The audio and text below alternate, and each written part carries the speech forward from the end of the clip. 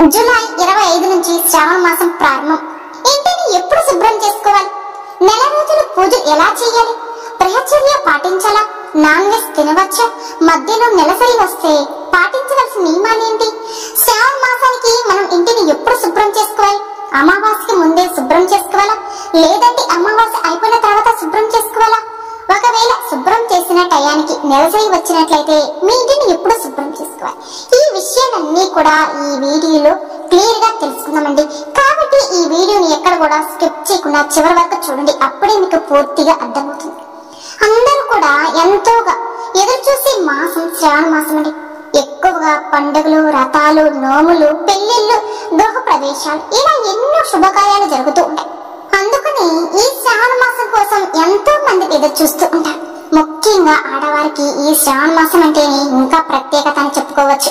ఎందుకంటే సిరులు కురిపించే శ్రీ మహాలక్ష్మీదేవి స్వయంగా తమ ఇంటికి ప్రవేశిస్తుందని ఒక నమ్మకం. కాబట్టి శ్రావణ మాసంలో వ్రతాలు, పూజలు చేసుకోవడం వల్ల తమ ఇంటి కుటుంబ సభ్యులు ఎప్పుడు కూడా సంతోషంగా, ఆరోగ్యంగా ఉంటారని ఒక నమ్మకం.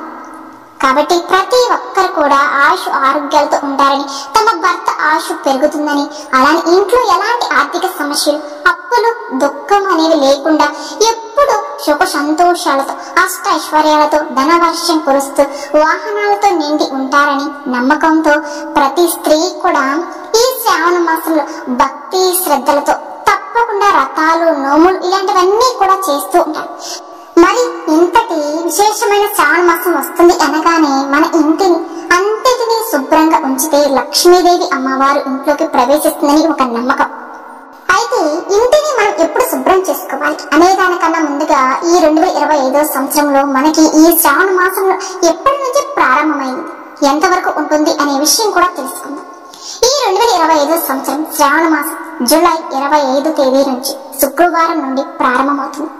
అలానే ఎప్పుడు ముగుస్తుంది అంటే ఆగస్టు 23వ తేదీ అనగా శనివారంతో శ్రావణ మాసం అనేది ముగిసిపోతుంది. ఈ నెల రోజులు కూడా అమ్మవారికి తమకున్న భక్తి కొలది, భక్తి శ్రద్ధలతో ఎవరైతే పూజలు చేస్తారో తప్పకుండా ఆ తల్లి లక్ష్మీ అమ్మవారి యొక్క కరుణ కటాక్షాలు అనేది మీకు కలుగుతుంది. వరలక్ష్మీదేవి రథకథలోనే మనకు తెలుస్తుందండి. ఎంతో భక్తురాలైన చారుమతి దేవికి కలిగిన అదృష్టమే మీకు కూడా కలగాలంటే తప్పకుండా లక్ష్మీ అమ్మవారిని పూజించండి. అయితే మీరు అమ్మవారిని పూజించడానికి ముందుగా మీ ఇల్లు అంతా కూడా శుభ్రం చేసుకోవాలి. మీరు మీ ఇల్లు, మీ ఇంట్లో ఉండే సభ్యులు ఇల్లు చుట్టూ పరిసర ప్రాంతాలన్నీ కూడా శుభ్రం చేసుకుని ఉంచుకోవాలి. అలా అయితేనే లక్ష్మీదేవి అమ్మవారు మన ఇంట్లోకి అడుగు పెడుతుంది. శ్రావణ మాసం కోసం మీ ఇంటిని ఎప్పుడు శుభ్రం చేసుకోవాలి అంటే మనకి శ్రావణ మాసం అనేది జూలై 25వ తేదీ శుక్రవారం నుండి మొదలవుతుంది. కాబట్టి దానికన్నా ముందు రోజే మీరు ఇంటిని ఇల్లు అంతా కూడా శుభ్రం చేసుకోవాలి. అయితే దానికన్నా ముందు రోజు 27వ తేదీ వచ్చింది కాబట్టి ఆ రోజు శుభ్రం చేసుకోవచ్చా అంటే ఆ రోజు అమావాస్య వచ్చి, అమావాస్య రోజు ఎట్టి పరిస్థితుల్లో కూడా మీరు ఇంటిని శుభ్రం చేసుకోకూడదండి. దానికన్నా ముందు రోజు జూలై 23వ తారీఖు బుధవారం రోజు వచ్చింది కాబట్టి ఆ రోజు ఇల్లంతా కూడా శుభ్రం చేసుకోవచ్చు. కొంతమందికి ఏంటంటే 2-3 రోజులు టైం పడుతుంది కాబట్టి క్లీన్ చేసుకోవడానికి 21వ తారీఖు, 23వ తారీఖు శుభ్రం చేసుకోవచ్చు. కానీ జూలై 25వ తారీఖు శుక్రవారం వచ్చింది కాబట్టి ఆ రోజు ఎట్టి పరిస్థితుల్లో కూడా ఇంటిని శుభ్రం చేసుకోకూడదండి. ఎందుకంటే మీరు శుక్రవారం ఇంట్లో బూజులు దులపడం ఇలాంటి పనులు అస్సలు చేయరాదు. అలాగే మంగళవారం కూడా అస్సలు చేయకూడదండి. కాబట్టి ఆ రోజులు తప్పించి మిగతా రోజులు శుభ్రం చేసుకోవచ్చు. మరి జూలై 24వ తారీఖు అమావాస్య వచ్చింది. అమావాస్య అయిపోయిన తర్వాత కూడా మళ్ళీ ఇంటిని శుభ్రం చేసుకోవాలా అంటే అవసరం లేదండి. అలానే మాకు శ్రావణ మాసానికి ముందే ఇంటిని శుభ్రం చేసుకోవడానికి కుదరదు అనేవారు శ్రావణ మాసం వచ్చిన తర్వాత అయినా సరే ఇంటిని శుభ్రం చేసుకోవచ్చు అంటే శుభ్రం చేసుకోవచ్చు, ఏం పర్వాలేదు. ఇంటిని శుభ్రం చేసుకున్న తర్వాత మాత్రమే మీరు పూజలు అయితే మొదలు పెట్టండి. అంటే శనివారం వస్తుందండి, తర్వాత శనివారం అయినా ఆ రోజైనా చేసుకోవచ్చు, తప్పేమీ లేదు. ఎవరికి కుదిరిని బట్టి వాళ్ళు చేసుకోవాలి. కానీ నియమ నిష్ఠతో చేస్తే పూజ అనేది ఆ అమ్మకి చేరుతుంది. ఆ విషయాన్ని గుర్తు పెట్టుకుని మనకి జూలై 25వ తేదీ నుండి శ్రావణ మాసం ప్రారంభమైంది. జూలై 25వ తేదీ శుక్రవారం వచ్చింది కాబట్టి ఆ రోజు ఇంటిని శుభ్రం చేసుకోకూడదు. కాబట్టి జూలై 26వ తారీఖు శనివారం వచ్చింది. మీరు శనివారం రోజు ఇంటిని శుభ్రంగా చేసుకోవచ్చు. తర్వాత రోజు జూలై 27వ తారీఖు ఆదివారం రోజు కూడా వచ్చింది. మీరు ఆ రోజైనా శుభ్రం చేసుకోవచ్చండి, ఏం పర్వాలేదు. మనం ఎప్పుడైనా సరే శుక్రవారం మంగళవారాలు తప్ప మిగతా రోజుల్లో చేసుకోవచ్చు. శనివారం ఆదివారం క్లీన్ చేసుకున్న తర్వాత మీరు పూజలు అయితే మొదలు పెట్టుకోవచ్చండి. ఎందుకంటే మనకి వరలక్ష్మి వ్రతం అనేది ఆగస్టు 8వ తారీఖు వచ్చింది కాబట్టి దానికన్నా ముందు రోజే శుభ్రం చేసుకుని ఉంచుకోండి. మరి నాన్ వెజ్ తినే రోజున ఇంటిని పూజా మందిరాన్ని క్లీన్ చేసుకోవచ్చా అంటే చేసుకోకూడదండి. నాన్ వెజ్ తినే ముందు మీరు పూజా మందిరాన్ని, దేవుడి పటాలని, అలాగే దేవుడికి సంబంధించిన పూజా సామాగ్రిని కూడా మీరు క్లీన్ చేసుకోవాలి. నాన్ వెజ్ తిన్న తర్వాత మాత్రం అవన్నీ కూడా అస్సలు ఎట్టి పరిస్థితుల్లో కూడా ముట్టుకోవడం కానీ చేయరాదు. ఆ తర్వాత స్నానం చేసిన తర్వాత మాత్రమే ముట్టుకోండి.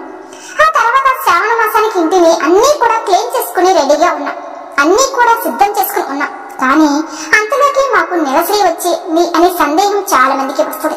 మరి నెలసరి టైం అయిపోయిన తర్వాత కూడా మళ్ళీ ఇంటిని క్లీన్ చేసుకోవాలా అనే డౌట్ కొంతమందికి అయితే ఉంటుంది. అంతా ఇంటిని మీరు క్లీన్ చేయని అవసరం ఏమీ లేదండి. ఎందుకంటే మీరు ముందుగానే అన్ని కూడా క్లీన్ చేసి పెట్టేసుకున్నారు. కాబట్టి ఈ 3 రోజులు స్నానమైన తర్వాత మీ ఇంటిని మీరు ఎక్కడైతే తిరిగారు, అంటే మీరు ఎక్కడెక్కడైతే ఏ రూమ్ లో అయితే తిరిగారో అన్ని రూములు కూడా ఒకసారి అన్ని కూడా వాష్ చేసుకోండి. పూజా మందిరంలోకి ఎలాగే వెళ్ళరు కాబట్టి ఆ పూజా మందిరం ఉండే సామాన్లు క్లీన్ చేసుకున్న అవసరం అయితే లేదండి. ముఖ్యంగా ఆ 3 రోజులు అయిపోయిన తర్వాత పసుపు నీళ్ళని లేదా పంచతంతో మీ ఇల్లంతా కూడా శుద్ధి చేసుకోండి, సరిపోతుందండి. కానీ మీరు ఎక్కువగా వెళ్ళేది కిచెన్ లోకి, బెడ్రూమ్ లోకి కాబట్టి కిచెన్ లోను ఉండే వాటిని క్లీన్ చేసుకోండి. అలానే మీ బెడ్రూమ్ లో ఉండే వాటి అన్నిటి కూడా ఒకసారి క్లీన్ చేసుకుని ఉంచుకోండి. ఆ తర్వాత గంగాజలం ఉంటే గంగాజలం లేదా పసుపు నీళ్లు లేదా పంచతం వీటిలో ఏదో ఒకటి తీసుకుని శుద్ధి చేసుకుంటే సరిపోతుంది. ఆ తర్వాత 5వ రోజు నుంచి మీరు పూజ అనేది మొదలు పెట్టుకోవచ్చు. ఒకవేళ కనుక మీరు శ్రావణ మాసం మధ్యలో నెలసరి వచ్చినా సరే ఆ 5 రోజులు మాత్రం పూజ ఏమి చేయకండి. 5 రోజులు స్నానమైన తర్వాతనే ఇంటిని అన్నిటి కూడా ఇప్పుడు ఈ వీడియోలో చెప్పిన విధంగా క్లీన్ చేసుకుంటే సరిపోతుంది.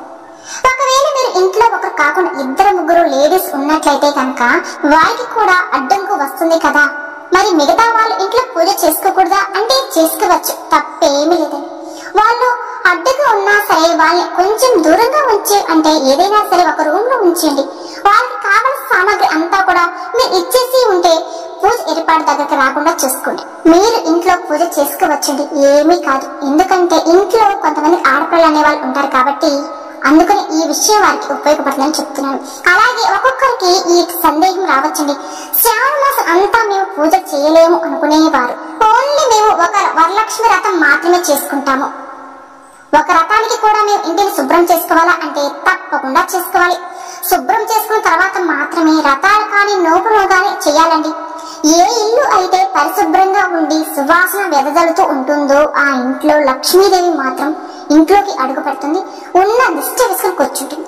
ఈ సంవత్సరం అంతా వరలక్ష్మి వ్రతం ఆగస్టు 8వ తేదీన వచ్చింది కాబట్టి ఆగస్టు 8వ తేదీ కన్నా ముందుగానే మంగళవారం, శుక్రవారం రోజు కాకుండా మిగతా రోజుల్లో మీ ఇంటిని కూడా శుభ్రం చేసుకోండి. మీకు ఉన్న డౌట్స్ అన్ని కూడా నేను ఈ వీడియో క్లియర్ గా చెప్పాను అని అనుకుంటున్నానండి. ఒకవేళ మీకు సందేహం ఏమైనా వస్తే కామెంట్ బాక్స్ లో కామెంట్ చేయండి. ఇక ఈ శ్రావణ మాసంలో ఈ నెల రోజులు పూజ ఎలా చేసుకోవాలి, మీరు రోజు నిత్యం దీపారాధన ఎలా అయితే చేసుకుంటారో అలానే చేసుకోవచ్చు. రోజు ఉదయాన్నే నిద్ర లేవడం, తలంటూ స్నానం చేయగలిగితే చేయండి, లేకపోతే రోజు తలకంటూ స్నానం చేయలేకపోయినా పర్వాలేదండి. లేదంటే 2 లేదా 3 రోజులకు ఒకసారి తల స్నానం చేసుకోవచ్చు, పర్వాలేదు, ఏమీ కాదండి. చేసిన తర్వాత మాత్రం ఇల్లు అంతా కూడా తుడుచుకోవాలండి. ముఖ్యంగా దేవుడి గదిలో ఉన్న పటాలకి పెట్టిన పువ్వులు తీయాలి, కుందులు క్లీన్ చేసుకోవాలి. నువ్వుల నూనెతో దీపారాధన చేసి ముందుగా వినాయకుడి పూజ చేసుకున్న తర్వాతే లక్ష్మీ అమ్మవారిని మీకు వచ్చిన విధంగా మంత్రాలతో అమ్మవారిని పూజించండి. ఒకవేళ మాకు మంత్రాలు ఏమి రావు అనుకునేవారు ఓం శ్రీ మహాలక్ష్మియో నమః, ఓం శ్రీ మహాలక్ష్మియో నమః, లేదా ఓం శ్రీ లక్ష్మీదేవియో నమః, ఓం శ్రీ లక్ష్మీదేవియో నమః అని మీకు వచ్చిన అమ్మవారి యొక్క నామాలతో కనుక అమ్మవారిని తలుచుకుంటే చాలండి. ఆ తల్లి చల్లని చూపు మీపై, మీ ఇంటిపై వెళ్ళ ఉంటుంది. ఒకవేళ మనకి ఆ మంత్రాలు రాకపోయినా పర్వాలేదు, అమ్మవారిని మన మనసులో మనస్ఫూర్తిగా ధ్యానం చేసుకున్నా పూజ చేస్తే సరిపోతుంది. లక్ష్మి అమ్మవారికి ఏదో ఒక నైవేద్యం పెట్టి, అంటే పాలు కానీ పండ్లు కానీ బెల్లం పరమాణం ఇలా ఏదో ఒకటి మీ ఓపికను బట్టి ఏదో ఒకటి తయారు చేసి పెట్టుకోండి. ఇలా ఏదో ఒకటి నైవేద్యంగా పెట్టి మీరు అమ్మవారికి నీరాజనం సమర్పిస్తే సరిపోతుందండి. అలానే మీరు పూజ చేస్తున్నప్పుడు శ్రీ సూక్తం కానీ, కనకదార సూత్రం కానీ, లక్ష్మి అష్టోత్తర శతమావళి కానీ అష్టలక్ష్మి స్తోత్రం పఠిస్తే మీకు లక్ష్మి అమ్మవారి అనుగ్రహం అనేది తప్పకుండా కలుగుతుంది. ఈ విధంగా మీరు ఈ నెల రోజులు కూడా పూజ అనేది నిర్వహించుకోవచ్చండి. అలానే మనకి శ్రావణ మాసంలో వచ్చే ముఖ్యమైన రోజులు అనేవి ఉంటాయి కదండి. శ్రావణ శుక్రవారాలని, శ్రావణ శనివారాలని, శ్రావణ మంగళవారాలు, శ్రావణ సోమవారం, ఇలా ముఖ్యమైన రోజులు మాత్రమే మనం ఆయా వారాల్లో వచ్చే దేవుడికి ఒక ప్రత్యేక రోజులు ఉంటాయి. అలాగే నెల రోజులు కూడా మేము దీపారాధన చేసుకుని పూజ చేసుకుంటాం కదా, మరి ఉపవాసం ఉండాలా, నేల మీద పడుకోవాలా, ఈ సందేహాలు కూడా మీకు రావచ్చు. నెల రోజులు మేము పూజ చేసుకుంటాం అమ్మని అమ్మవారిగా చెప్పుకొని మీరు సంకల్పం కూడా తీసుకున్నట్లయితే గనక తప్పకుండా మీరు అమ్మవారికి ఈ నెల రోజులు కూడా పూజ చేసుకోవాల్సి ఉంటుంది, ఉపవాసం ఉండవలసి ఉంటుంది, నెల రోజులు నేల మీద పడుకోవాల్సి ఉంటుంది. మీరు మీ ఓపికను బట్టి మీ సంకల్పం బట్టి ఉండాలి. ఈ వీడియో చెప్పిన విధంగా రోజు దీపారాధన చేసుకుంటే, ఒకవేళ సంకల్పం తీసుకున్న వారైతే రోజు నిత్య దీపారాధన అమ్మవారికి పూజలు నిర్వహించండి. ఉదయం సాయంత్రం కూడా అమ్మవారికి దీపారాధన చేసుకోవాలి. మీకు వీలైతే ఉపవాసం కూడా ఉండండి. శ్రావణ మాసం అంతా కూడా ఉపవాసం ఉంటే మీకు చాలా మంచి అనేది జరుగుతుంది. అలానే తప్పకుండా బ్రహ్మచర్య పాటించాలి, అంటే భార్యాభర్తలు కలవకుండా ఉండాలి. అలానే ఈ నెల రోజులు మేము పూజ చేసుకుంటాం అనుకునేవారు ఈ నియమాలన్నీ పాటించాలి. ఇవన్నీ మేము చేయలేము, మధ్యలో మాకు ఆటంకాలు అనేవి వస్తాయి. అలాగే మాకు ఇంట్లో చిన్నపిల్లలు ఉంటారు, అత్తామామలు ఉంటారు, మాకు చాలా పనులు ఉంటాయి, ఇవన్నీ మేము చేయలేము అనుకునేవారు కొన్ని ప్రత్యేకమైన రోజులు అనేవి ఉంటాయండి.